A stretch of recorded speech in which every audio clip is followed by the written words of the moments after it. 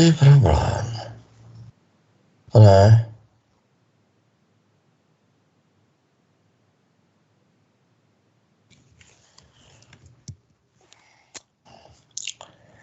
No. Here is a problem.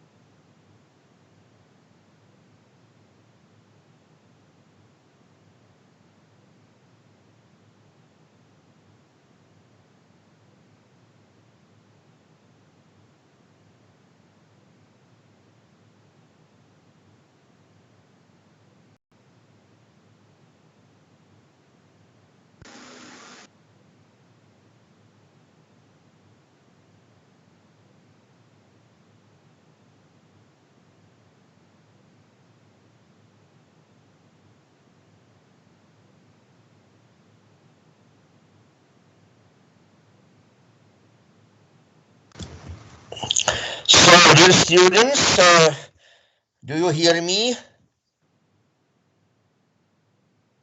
Yes, we do hear you. Thank you very much. So let's start with our lectures online in MS Teams. So welcome here. I'm very pleased that you are here. And we will went through our lectures till the final lecture 12. So I know that this week is 8th week, but we started with lecture 6, and we will be continuing a bit quickly. So I think that we went through all the presentations, all the lectures without problems. It is because lecture 6 is relatively important for us. So for that reason, I started with this lecture. This lecture is about capital structure. Besides investment decisions, which is the most important decision process, here is also problem of capital structure, which is also important. So let's start with this problem. So the first is the definition of capital structure. What is it, capital structure? How capital structure is defined? So the definition of capital structure is that there are long-term financial sources of the firm, because the assets of the firm are financed by different types of financial sources. And if we do some research, some evaluation of capital of long-term financial sources, so we discuss the capital structure. Besides capital structure, there is also some word optimal capital structure. So the optimal capital structure. What does it mean, optimal capital structure? You know from our first lecture, that all financial decision processes must be due in the fulfillment of the final goal, final target, and this is maximizing of market value of the firm. So it is important, yeah, this market value of the firm. For that reason, also here, in case of capital structure, is here the optimal capital structure, the structure that maximizes the market value of the firm. The most important question here is the problem of debt. Yes, so how much debt is good for the firm? Why this question is important? Why it's necessary to discuss this problem? It is because debt plays some important and also negative role in capital structure. As you can see here from this slide, the positive thing is that debt is a relatively cheap financial source. I will say you later why it is, where we can find the reason for this. But now it's only here information that it is a relatively cheap financial source. Negative thing is that in case there is relatively a lot of debt, it can lead to some financial distress. This financial distress, some financial problems that can threaten the future existence of the firm and can lead to the bankruptcy. To find some optimal amount of debt, or so-called, in other words, leverage ratio, it's a relatively complicated problem. So it's not easy to cope with this problem. For that reason, there is a lot of theories. There is a few theories concerning this problem. The first theory, the most important, is called traditional theory. This is based on the minimal average weighted cost of capital. So it is relatively the most important theory.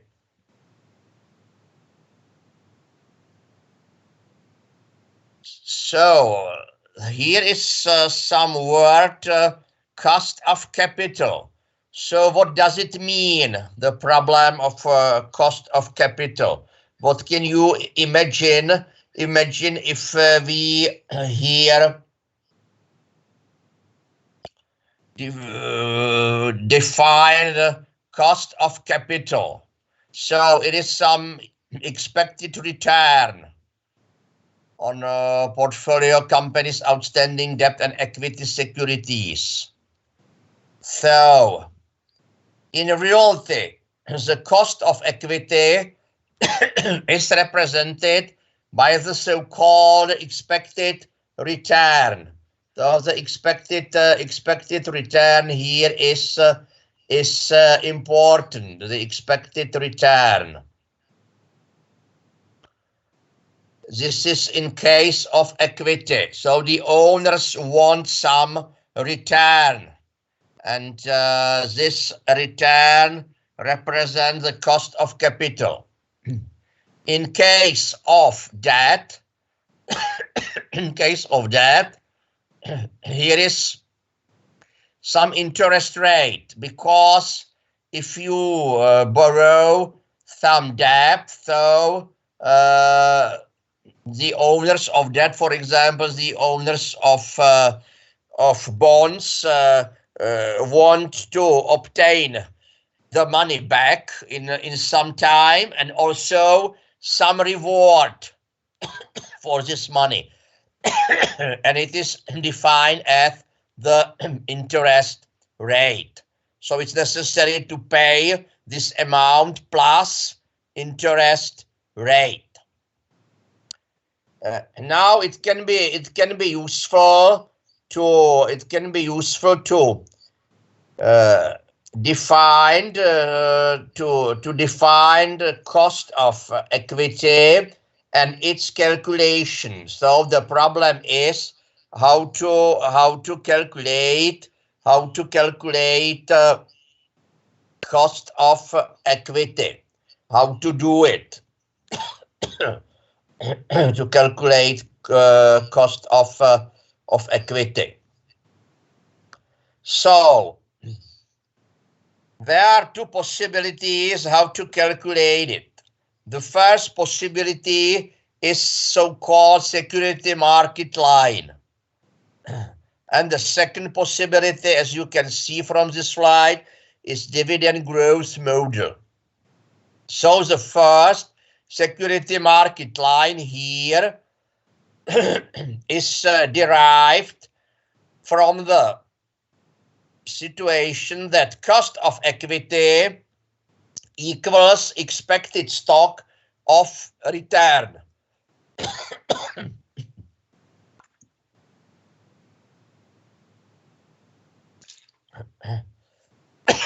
Sorry. So this equals risk-free rate plus beta multiplied by market return minus risk-free return. This is the principle. So you know from our previous lectures that there are some links between return and risk. So more expected return, more risk, and vice versa. More risk can lead to more return. So both, it's necessary to realize. So in case there will be some change in the risk, must be also the change in market return. So it's good. So it is the first formula, the first formula for us. So it is definition of cost of equity. So expected return, risk-free rate plus beta multiplied by market return minus risk-free return. I will explain you later what does it mean, coefficient beta. The second possibility is how to identify cost of capital is definition of cost on equity according to the dividend growth model, because the owners are expecting to obtain dividends. So the enterprise, the firm, must pay dividends to the owners. And for that reason, for the company, for the enterprise, for the firm, dividends are a cost of capital, because there are some expenses, we can say. These expenses must pay the enterprise for the owners. And for that reason, cost of equity can be also derived from dividend model. Here you can see there is some annual dividend market price minus issuing cost, because of there are some securities they are linked together with some issuing cost. It concerns not only shares but also bonds. And here is also G, and it is expected growth of dividends. It is very often in practice that the shareholders are expecting the future increase of dividends, that there will be not some stable amount of dividends, but they are expecting the some future growth of dividends. So for that reason here is G. Now we can demonstrate the problem on some concrete example. So here is a concrete example. So our task is to calculate. Our task is to calculate here the cost of equity.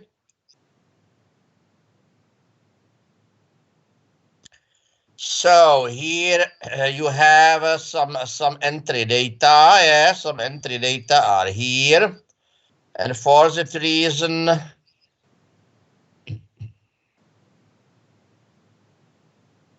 there is a market value of stock. Here is nominal value of stock, issuing cost, and the annual dividend, and also the expecting. Here is expecting growth of dividends. So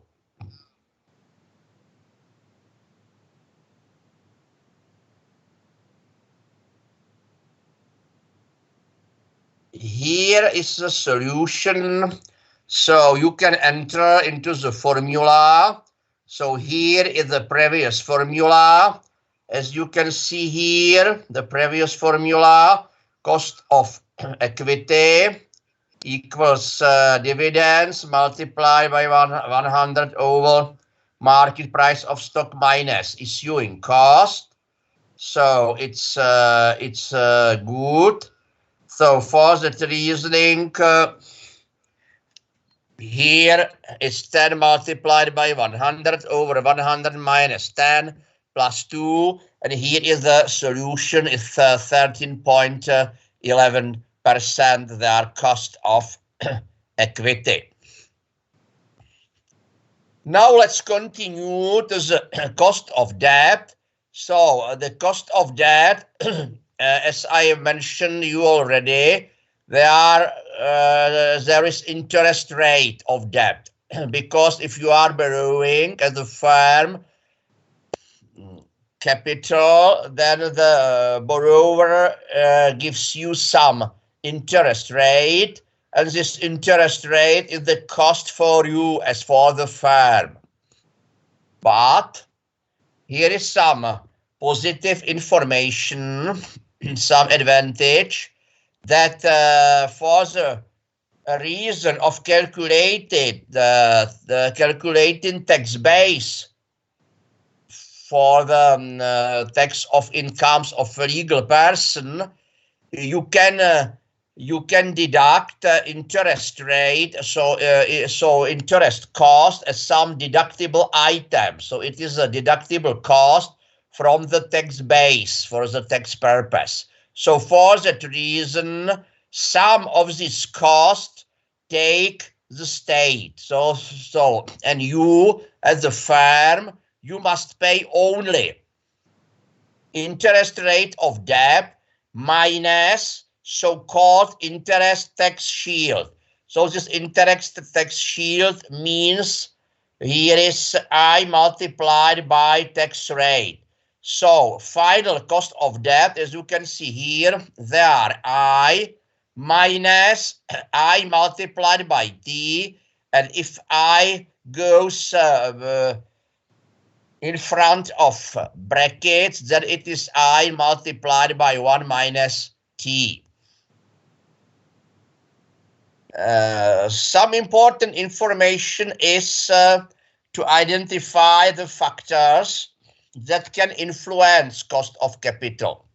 So these factors, there are three here.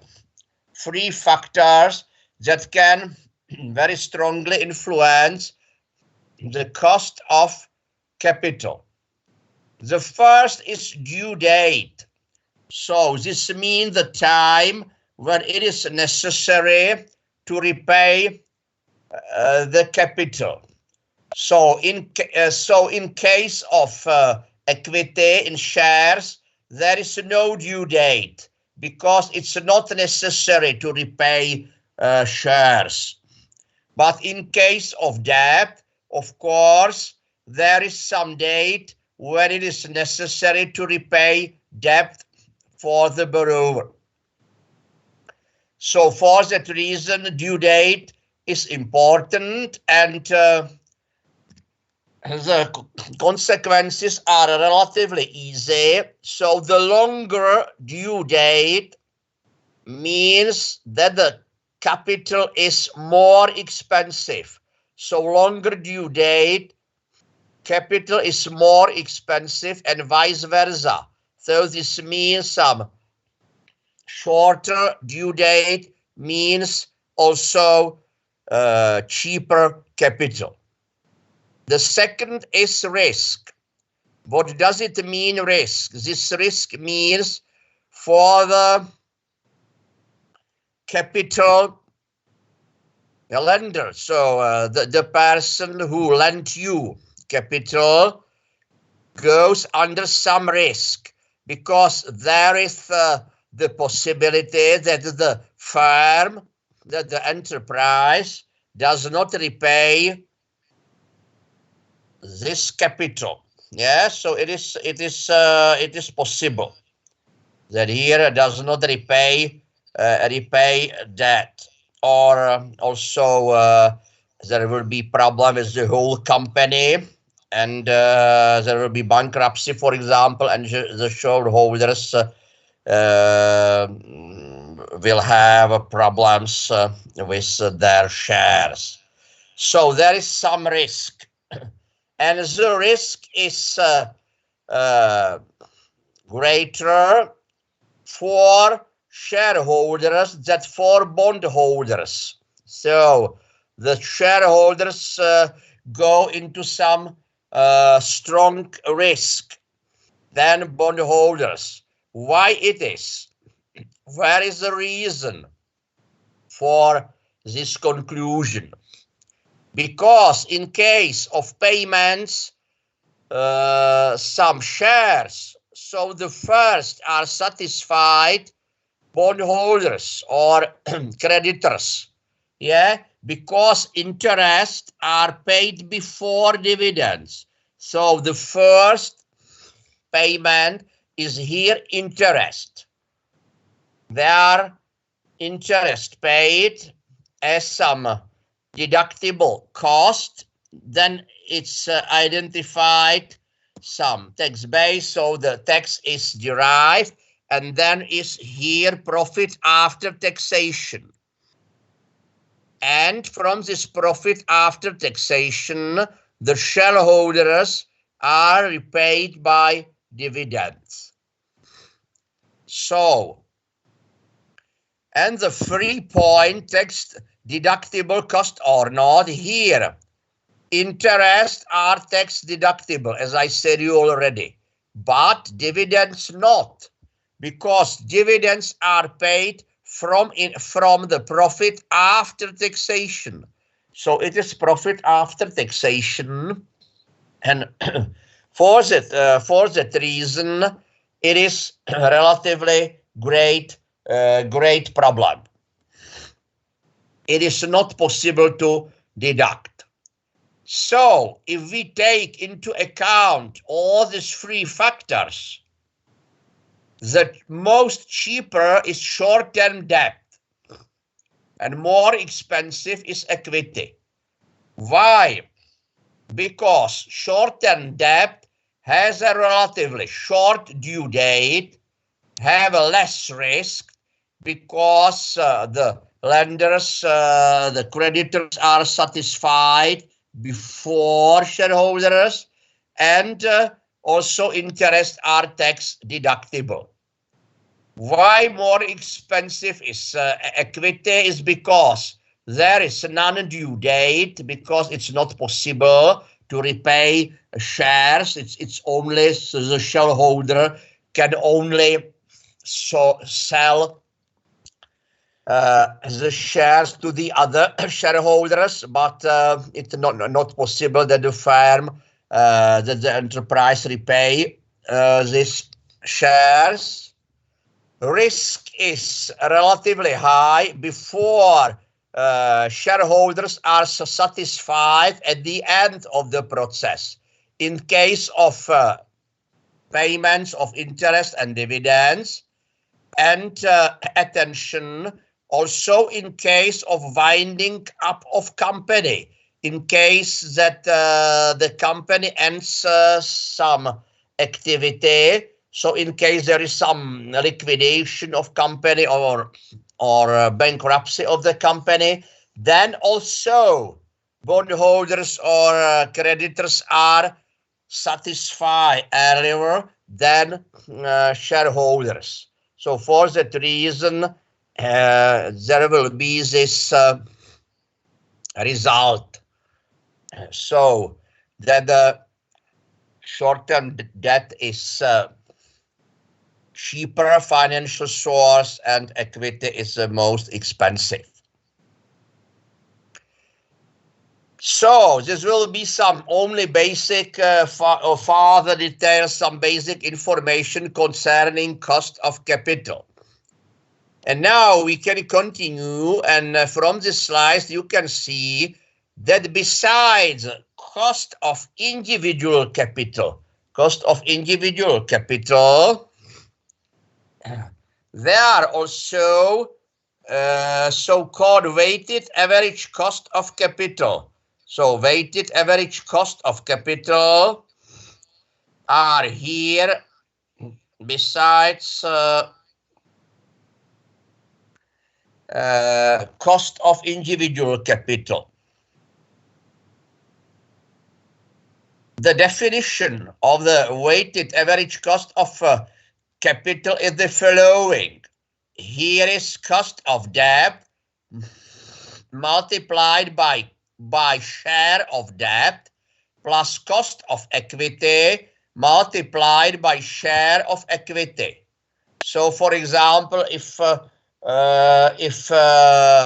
equity is here, for example, 80% and debt is 20%, so it is cost of debt multiplied by 20% or multiplied by 0.2 plus cost of equity multiplied by 0.8 or multiplied by 80%. It is a relatively easy formula. This formula can be presented also in a most complicated way. And it is in case that the firm, the company, can hold more types of debt, because there are different types of debt. For example, there are bonds, there are bank loans, and so on. So for that reason, more types of bank loans. So we can demonstrate this problem on some concrete example. So here is 80% of equity, 10% of bonds, so interest rate 8 and 10, and bank loan with interest rate of 12%. Here is tax of income, or the tax rate is here, risk-free rate, market return, and coefficient beta of shares. And our task is to calculate the weighted average cost of capital. The weighted average cost of capital. So let's start with the solution. So if we want to calculate the weighted average cost of capital, then it is necessary at first to calculate cost of individual capital. So in our case, it's necessary to calculate cost on equity, cost of bonds and cost of bank loans, because they are free individual capital. So this is equity, the second is bonds, and the third, there is bank loan. And it's necessary separately to calculate cost of these three types of individual capital. As you know from our previous slides, cost of equity, it's possible to calculate by two possibilities. So there are two approaches. The first approach is here. If you want to go back, here the first approach is security market line, and the second is dividend growth model. Yes, this is called dividend growth model. And the task is, or the question is, which model to use here now. So usually we can use only this approach for which we have data. And in our case, we have data for market security line. Yes. So because here is risk-free rate, here is market return, and coefficient beta of shares. Coefficient beta of shares. So for that reason, there will be market security line, so risk-free plus market return minus risk-free return, this in brackets, multiplied by coefficient beta. And the final cost of capital is 11.6. So 11.6 is this cost of equity. Also, there are cost of bonds.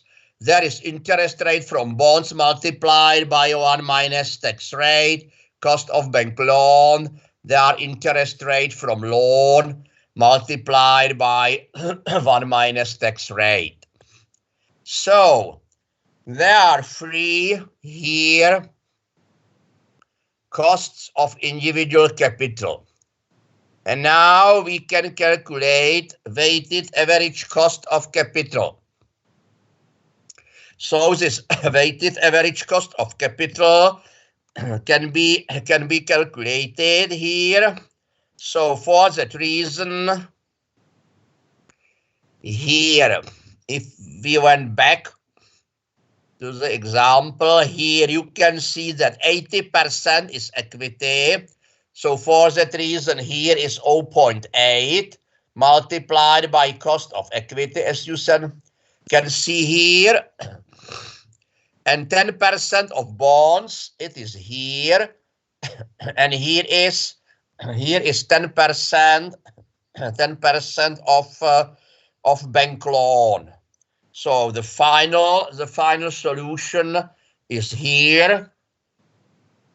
That means that is 0.1 multiplied by cost of bonds, 0.1 multiplied by cost of bank loans, and the final solution is here, that the weighted average cost of capital here are 10.88%.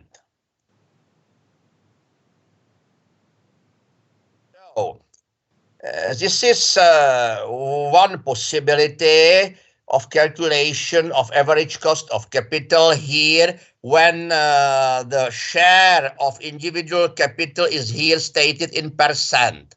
So there is 80%, 10%, and also 10. But in practice, it's also possible that the amount of capital can be stated absolutely. Yeah. So this means that there is no, that is 10% of bonds and 10% of bank loans, but there is stated directly that equity is 80 million euro, bonds 10 million euro and bank loans also 10 millions. So in this case, how to calculate this example? So how to cope with this situation? It's relatively easy because here it is according to this formula here. So here you can see that here is the sum of the whole capital. And in case there are, for example, in our case, there are two types of debt.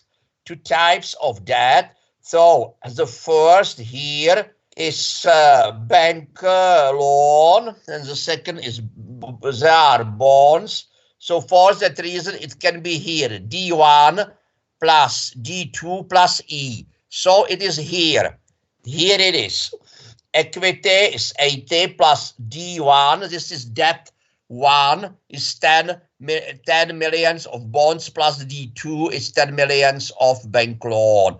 And here is the solution of this example. Yeah. So instead of this percentage, here is this formula for calculation the share of individual capital. Here's the share of individual capital. So let's continue. We have stated of weighted average cost of capital. Yes, this means weighted average cost of capital. So they are important, and also this weighted average cost of capital can be used for optimizing of the capital structure, because the traditional theory works with weighted average cost of capital. And the optimal capital structure is, according to this approach, to this theory, the point where is the minimum of weighted average cost of capital. So if there is a few options available, then the optimal capital structure is a structure of capital with the minimum of weighted average cost of capital. Here you can see from this slide some example. Here is the example. So it's necessary to identify the optimal capital structure. So the identification of optimal capital structure. The first have a cost of equity, interest rate of bonds and bank loans,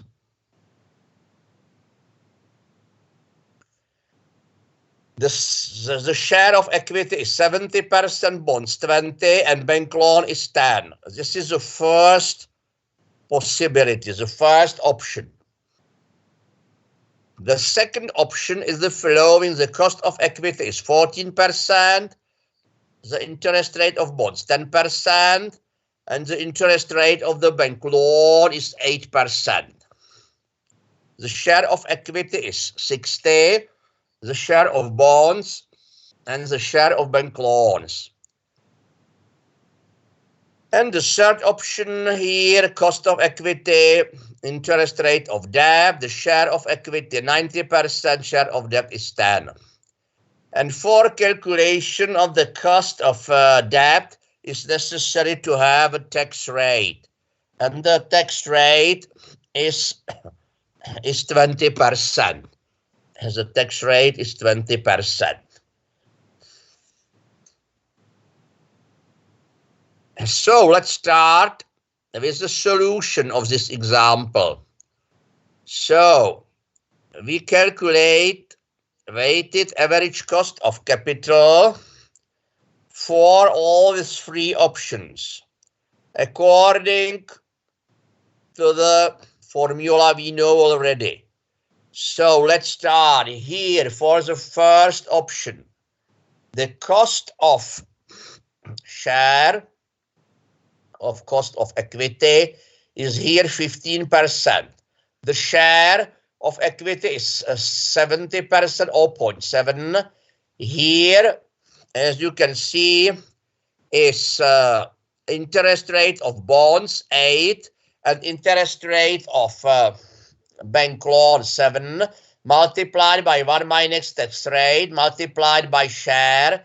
Here the share is 20%, and here the share is 10%. So here is the final solution of weighted average cost of capital. Yeah, the final solution of weighted average cost of capital.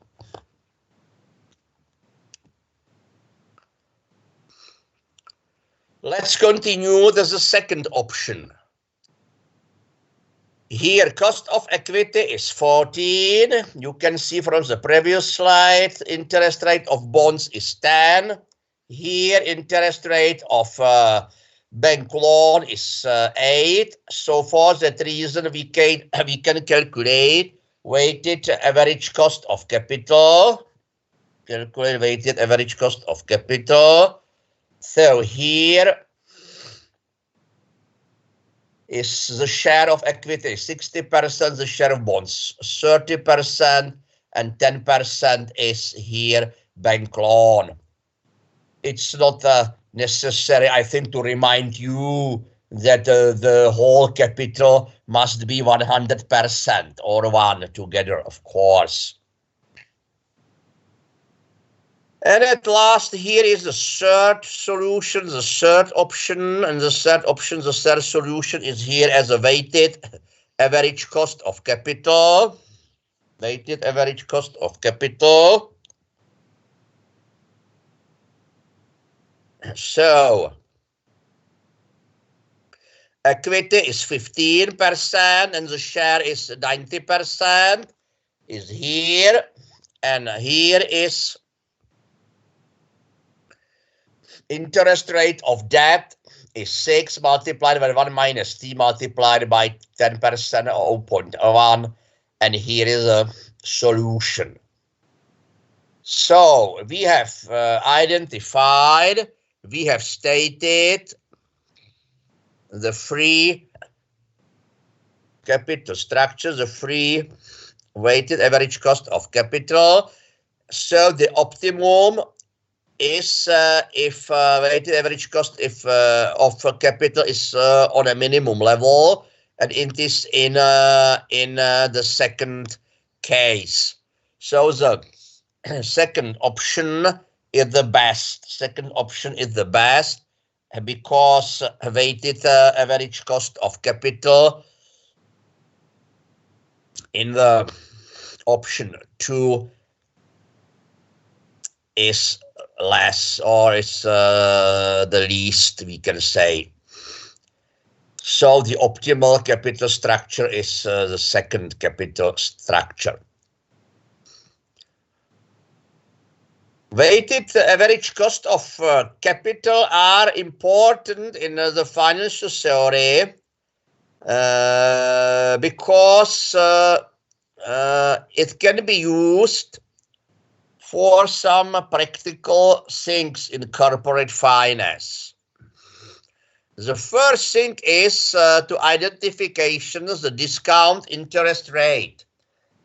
Because of if you are calculating, for example, net present value, so we can calculate minus capital expenditure plus income divided by 1 plus I plus income in the second year divided by 1 plus I in 2, and so on. And for this calculation, it's necessary to identify not only incomes from the investments, not only, but also it's necessary to calculate interest rate. This interest rate is also necessary. It's also necessary to calculate. But two conditions must be fulfilled. The first here, that the investment must have approximately the same risk as the whole firm, as the whole corporate's activity. And the second is that the financial source of investment are approximately the same as the financial sources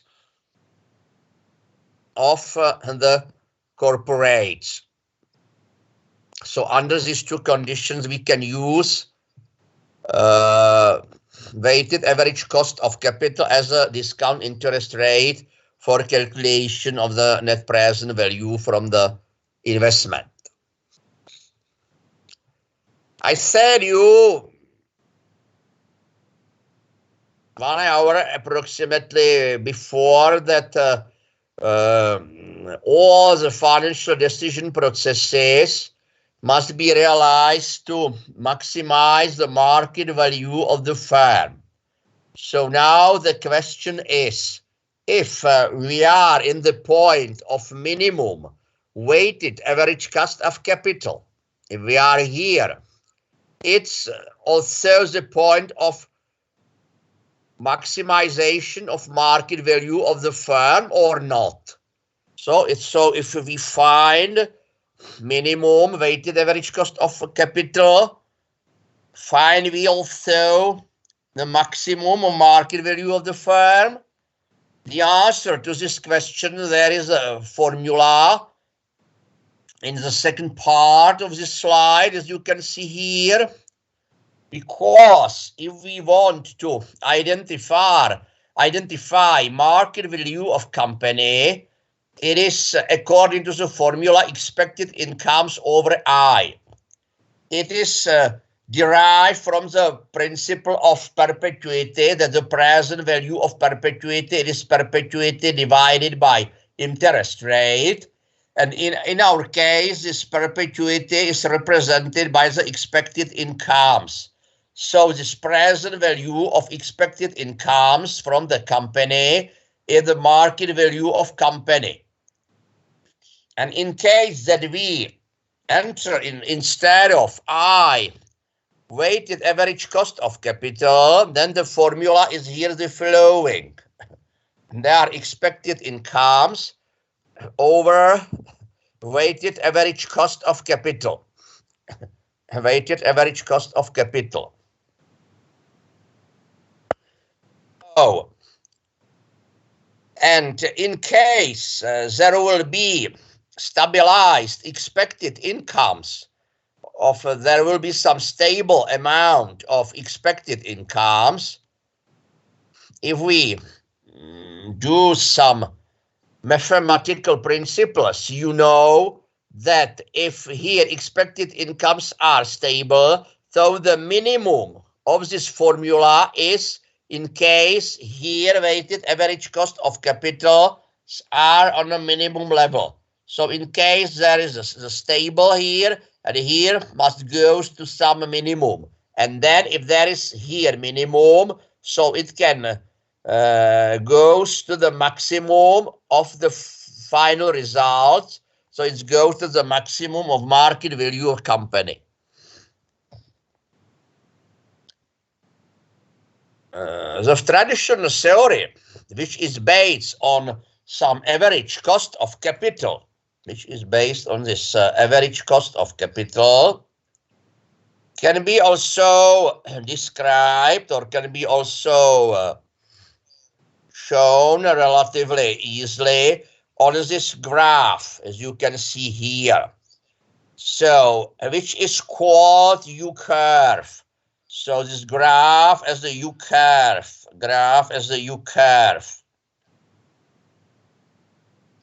So for that reason, this at first there is decrease. So the cost of weighted average cost of capital are decreasing. Also, the question is why? Why the weighted average cost of capital are decreasing here? They are decreasing because of the influence of positive influence of interest tax shield. So here it is some positive information for you, and then it is interest tax shield And for that reason, the amount, the cost of the whole capital is decreasing. But if there is more debt, because on this x-axis, you can see here, on the x-axis is indebtedness. And in case there will be some increase in indebtedness, then must be here some negatively influence of financial distress. And this financial distress can negatively influence the market, the market value of the firm, also the cost of capital. Because if you are in some distress, then the cost of capital is increasing. Here, from this slide, you can see the reasons of financial distress. So the financial distress can lead to some bankruptcy, to some problems of the firm. And in case the firm has problems, if there are some problems of the firm, there will be, for example, more expensive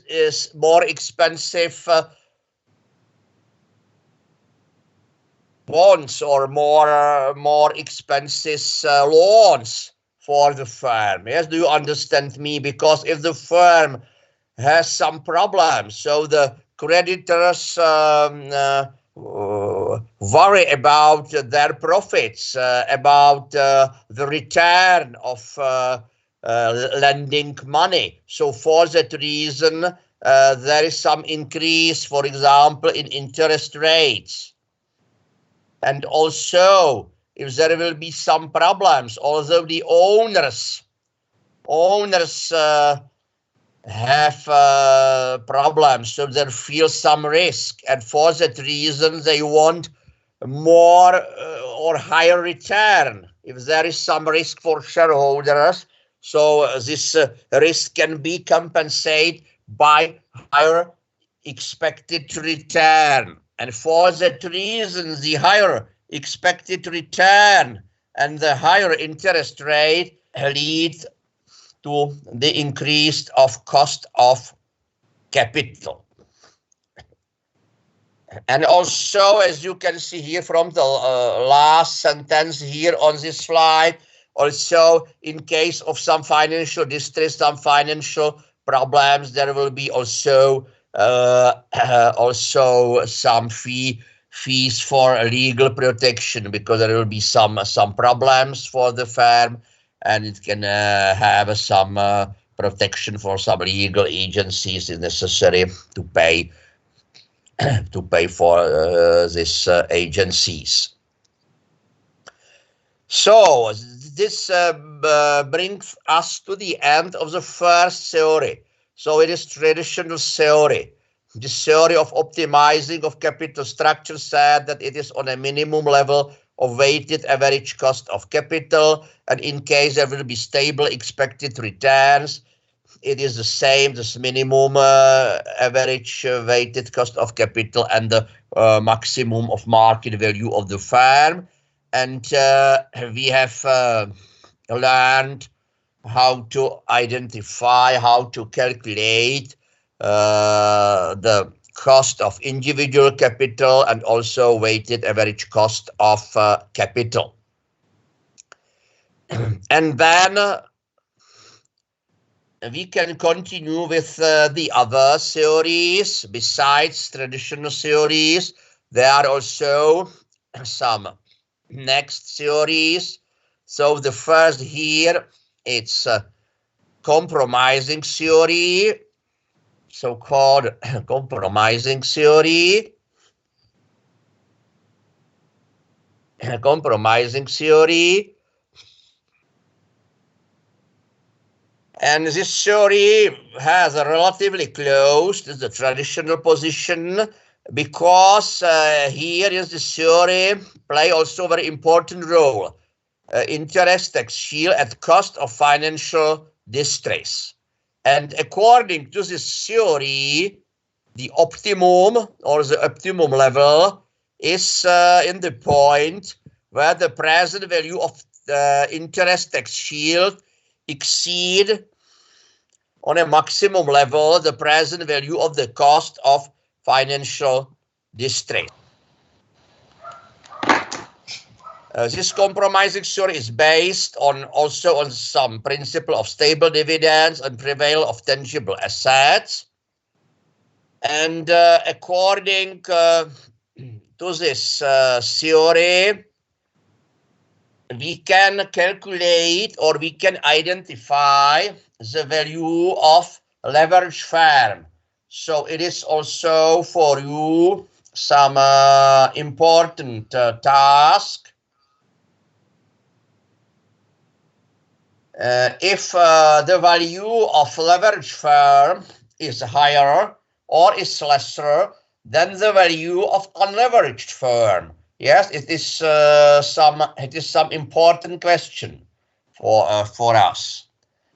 So the solution or the answer to this question is not it's not easy, because it is not possible to state directly that, for example, value of leverage firm is higher or is lesser than the value of the unleveraged firm, because it depends on the value of tax shield, present value of tax shield, and the present value of cost of financial distress.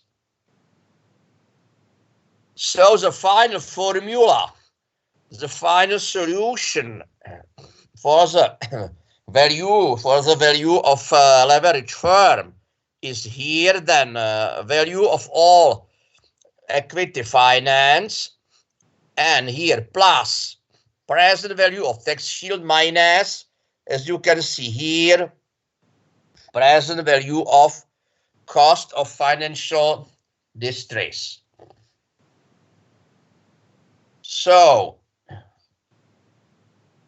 the final conclusion here is that the present value, if the present value of the interest tax shield is higher, then the market value of leverage firm is higher than unleveraged firm.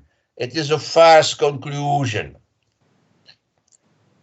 And the second conclusion is in case that it is vice versa. So in case that the present value of tax shield is lesser than the present value of cost of financial distress, then the value of leverage firm is lesser than the value of unleveraged firm. In practice, if we want to realize the process of optimizing of capital structure according to this theory, in practice, is a problem of identification of the cost of financial distress. Because present of cost of interest rates, but of cost of tax interest shield, it's no problem because interests are known. But the problem of cost of financial distress, but it's not our tasks, yes, because it is relatively very complicated process, also for experienced financial management.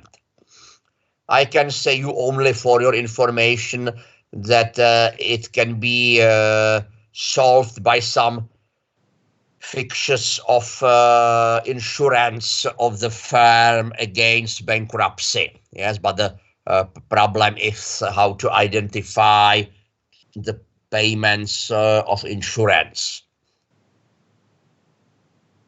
So let's continue. And the next theory here, it's a theory of Braille and Mayers about 4 dimensions of a capital structure. So this theory does not state directly some concrete amount of debt, but this theory states some recommendations for the behavior of the firm. There are names of 2 men, Braille and Mayers.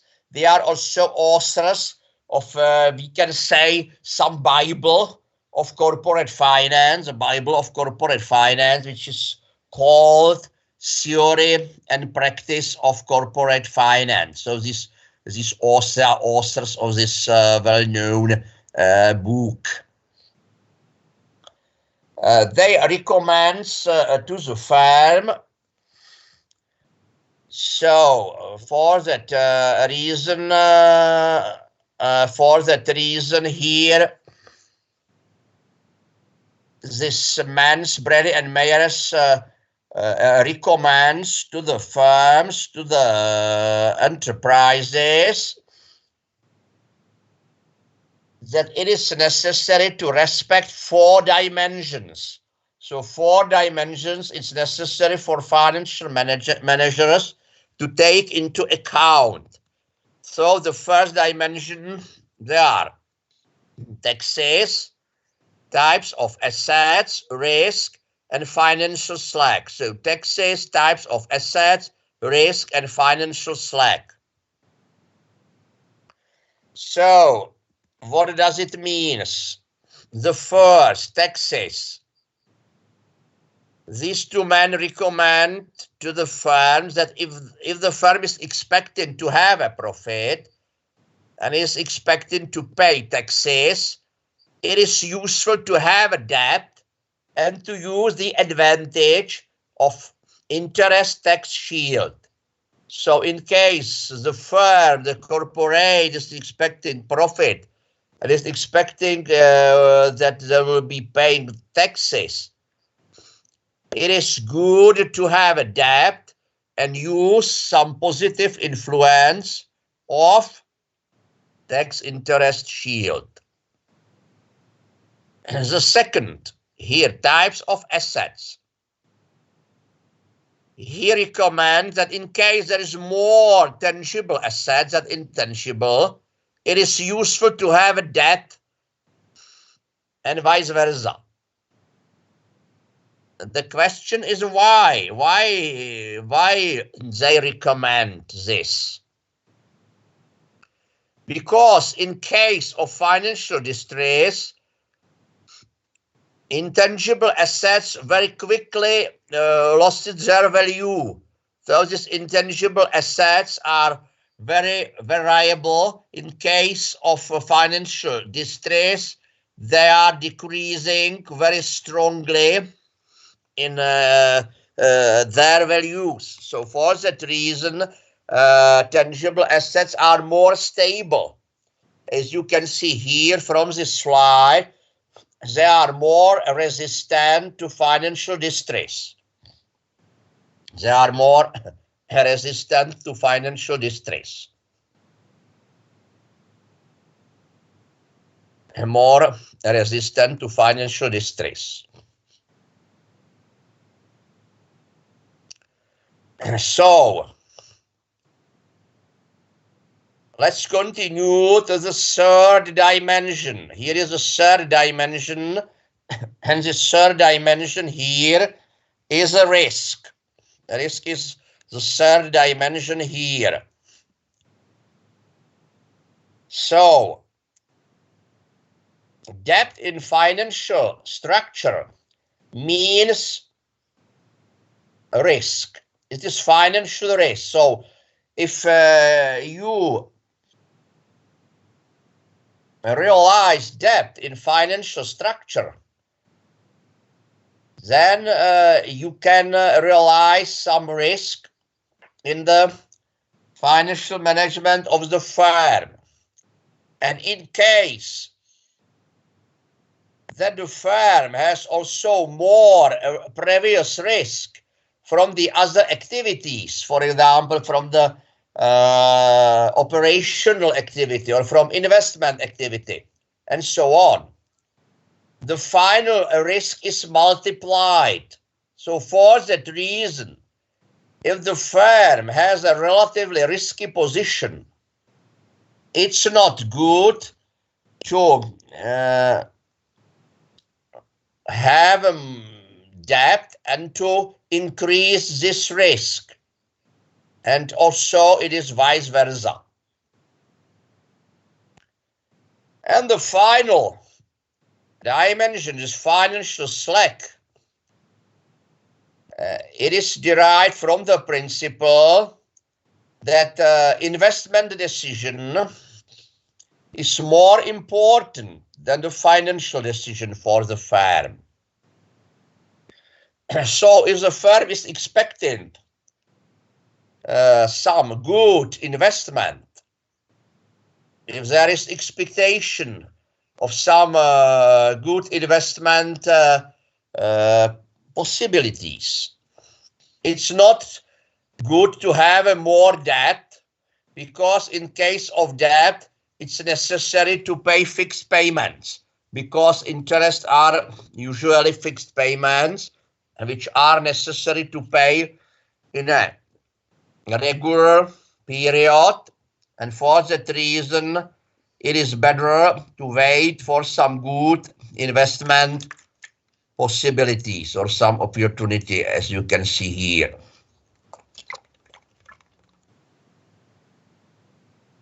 The next theory is so-called pecking order theory.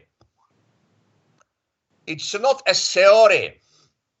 In reality, this is derived from the practical behavior of the firm, or the behavior of the firm in practice, because more than 70% of firms, mainly in the United States, have the following order of financing. So they respect the following order of financing. So the first here is using of internal finance. So at first it's necessary to use internal finance. To use internal finance, it's good for us.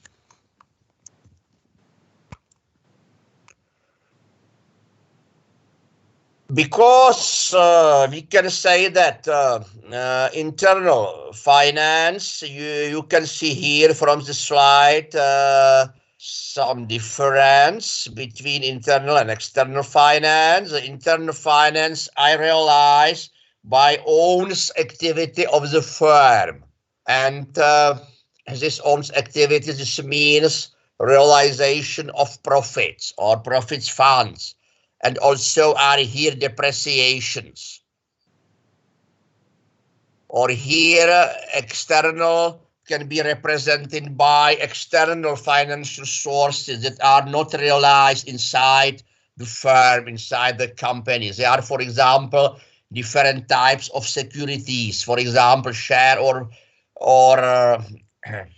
bonds. Also bonds can be here, or can be here bank loans and so on.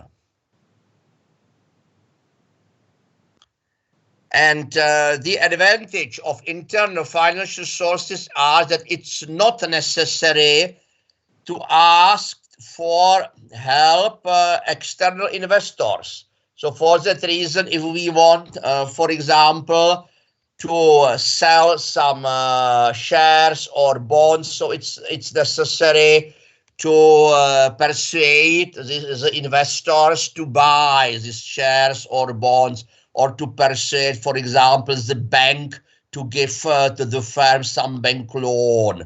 So it is a bit complicated. It's necessary to prepare some financial information, some accounting data, yes, and to persuade the managers of the bank, for example, to give us some debt. But in case of internal finance, it's not necessary. If there are not enough internal finance, it's necessary to have a debt. In case that is not enough, there are so-called hybrid securities. That means some convertible bonds.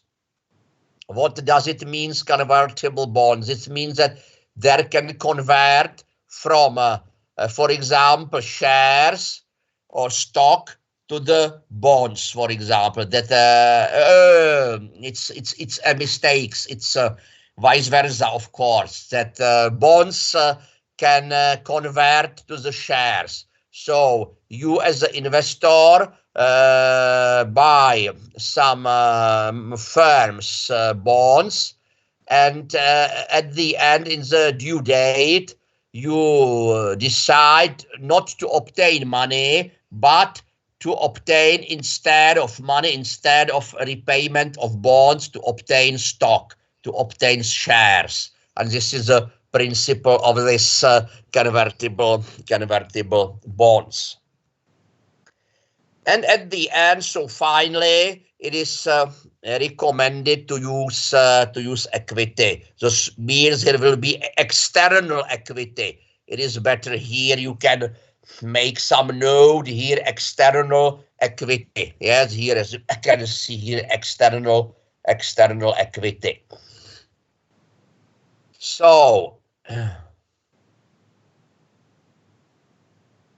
in practice, we can explain according to this theory, according to this pecking order theory, we can explain the practical behavior of the firm, because there are there is a lot of firms that have no debt.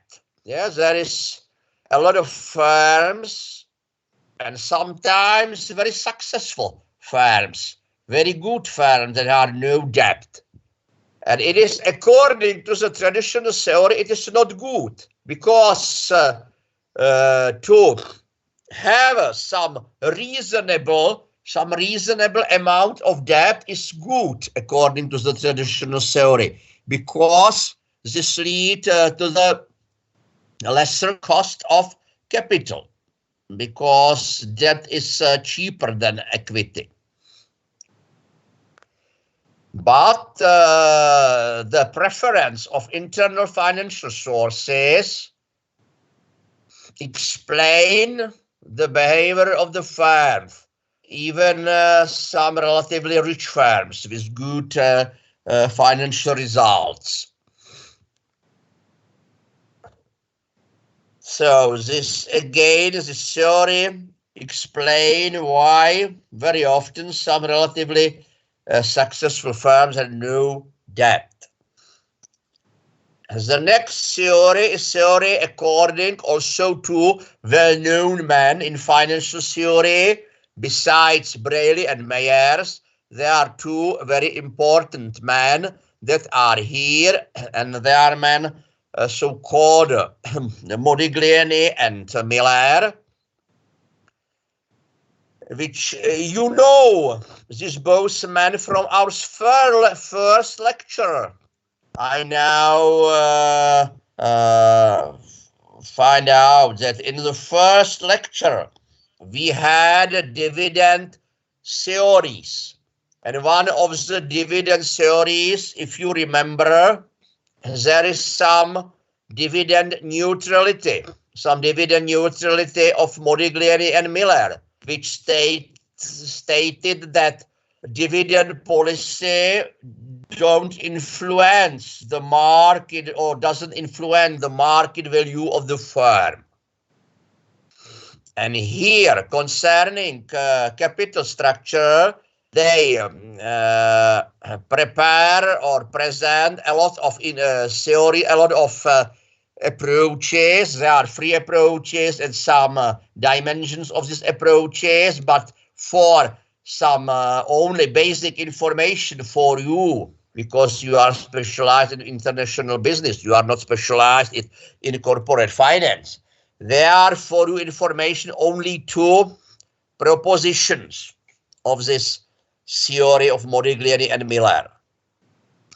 The first proposition states that the value of firm is unaffected by the choice of capital structure. So the capital structure is not important, does not influence the market value of the firm. So this is the same principle as it was in case of dividend theory, because they also said that the dividend policy doesn't influence the market value of the firm. And the first proposition states also the same. There's a structure of capital doesn't influence the market value of the firm, and then the market value of the firm is influenced only by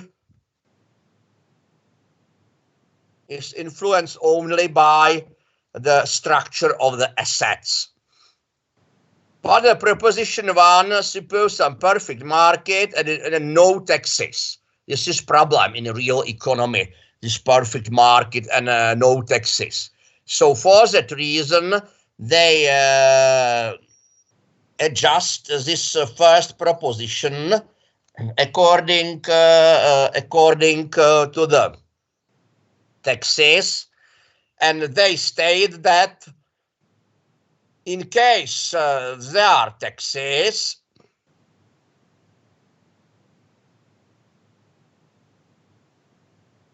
it is better for the firm to have if you are expecting profit, so there will be paying taxes, and for that reason it is good to have a more debt. So the proposition 2 said that it is useful for the firm to have a more debt, because more debt means more interest as the deductible items, which can be deducted from the profit.